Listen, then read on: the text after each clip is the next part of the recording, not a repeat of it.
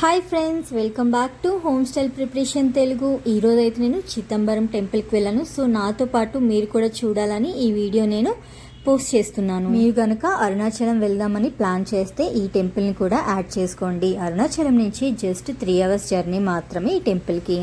అరుణాచలం నుంచి బస్సెస్ కూడా అవైలబుల్గా ఉన్నాయి.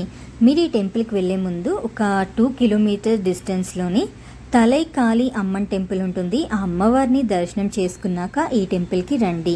ఈ టెంపుల్ నుంచి అమ్మవారి టెంపుల్కి 80 రూపీస్ నుంచి 100 రూపీస్ వరకు ఆటో వాళ్ళు తీసుకుంటారు. ఈ టెంపుల్ టైమింగ్స్ వచ్చేసి మార్నింగ్ 6 నుంచి ఆఫ్టర్నూన్ 12 వరకు ఉంటుంది.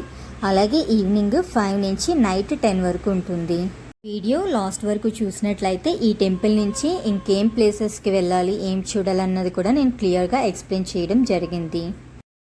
ఈ టెంపుల్ గురించి నాకు తెలిసిన ఇన్ఫర్మేషన్ అయితే నేను మీతో షేర్ చేసుకుంటాను.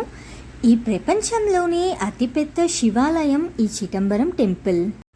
పంచభూతాల లింగాలలో ఆకాశలింగం ఒకటి. ఆ ఆకాశలింగమే ఇక్కడ ఉంటుంది. ఆ పరమశివుడు తాండవమాడిన ప్లేస్ ఇది. ఆ తాండవం చూసి మురిసిపోయిన విష్ణుమూర్తి పులకరించిపోయారు. ఈ ఆలయం 40 acresలో నిర్మించారు. అన్ని టెంపుల్స్లా ఇది ఉండదు, చాలా ప్రత్యేకంగా ఉంటుంది. ఇక్కడ శివుడు లింగ రూపంలో కాకుండా నటరాజస్వామి అవతారంలో ఉంటారు. ఈ ఆలయంలో 9 ప్రవేశ ద్వారాలు ఉన్నాయి. చిదంబరంలో స్వామివారు 3 విధాలుగా దర్శనమిస్తారు.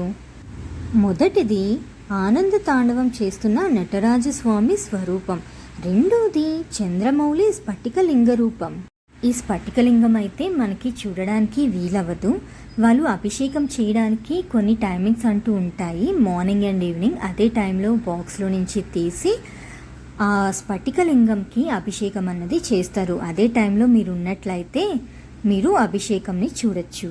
ఇంకా మూడోది వచ్చేసి చిదంబరం రహస్యం అన్నమాట. గర్భాలయంలో వెనక గోడ పైన ఒక చక్రం ఉంటుంది. దాని ముందు బంగారు బిల్వపత్రాలు కూడా ఉంటాయి.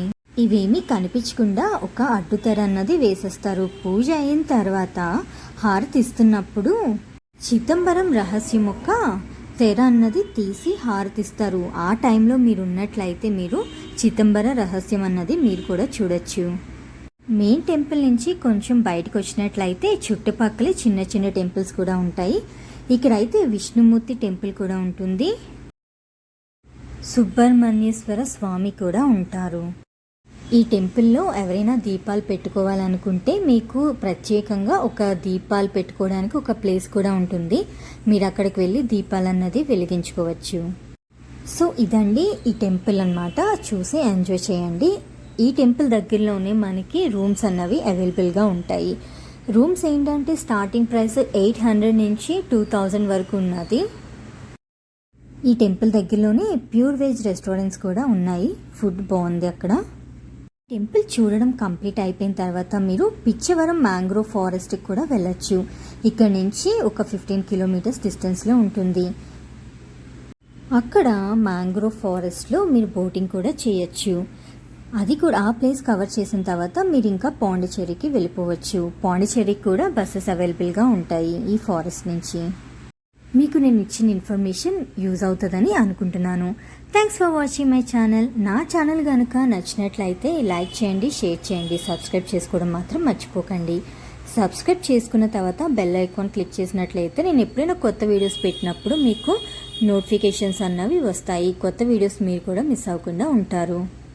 Thanks for watching my channel. Bye bye.